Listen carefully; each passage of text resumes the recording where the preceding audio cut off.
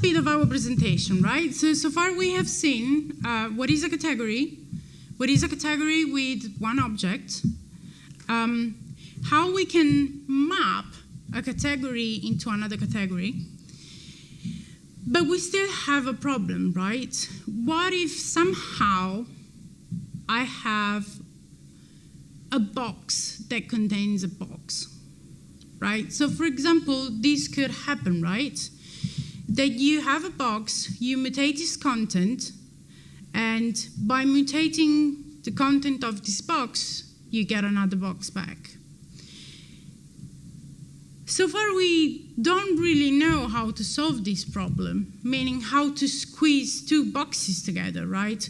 All we can do so far is mutate the content, move the content to a new box, and how to combine the content of several boxes together. But we don't have a way of getting rid of a box.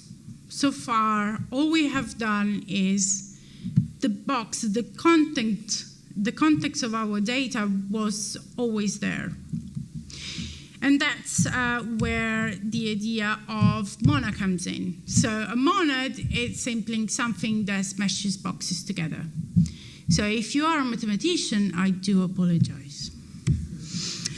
So monadic rules.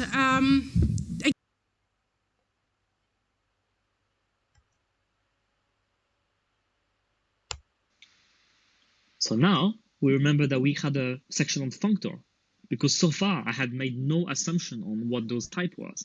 So let's say for now, we could have chosen a lot of type for our wrapper types, and now we will only choose those that are certified ISO functor, these are functor. It means that they have map. So if I have my function f now returns a yellow into a box, and my function g will take a yellow and return a orange into a box. Now, this is again one of the times in functional programming. I mean, what can I do? Now I took a blue, I applied f, now I have this, which is a functor. A functor has map. Remember, functor is map. So here I would need a function that to do map, I will have to apply map on a function that takes a yellow. Oh, here is a function that takes a yellow.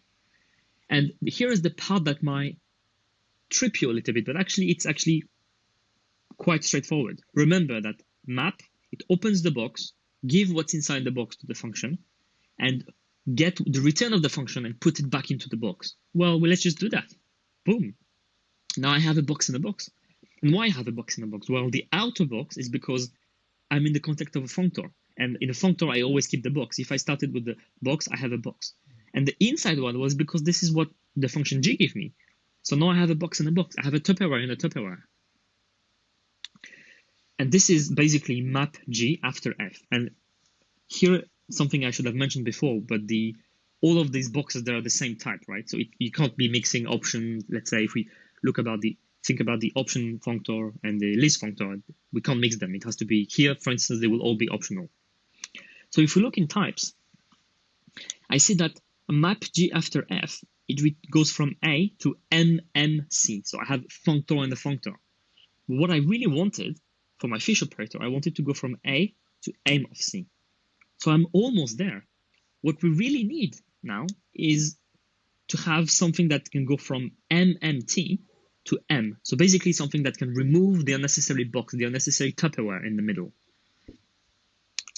So this is, let's assume now on top of, remember now, here we are trying to find out which of those wrapper types we could be using. So now we've said the first criteria is that they should be functor.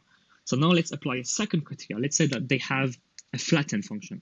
And the flatten function, it takes a type that is in two boxes and just remove the unnecessary box. So let's start from the beginning. I take my blue, I apply my F. I get yellow in the box. Then I apply map G, I get orange in two boxes. Then I apply flatten, and I get orange in the box. And there it is. If we do flatten after map G after F, we found the fish. This is exactly what we wanted. If we look at the types, we wanted exactly that. We wanted something that goes from A, which is blue, to M of C, which is box of orange. So the fish operator equals flatten after map after f. First f, then map g, then flatten. And this is what a monad is. A monad is a functor that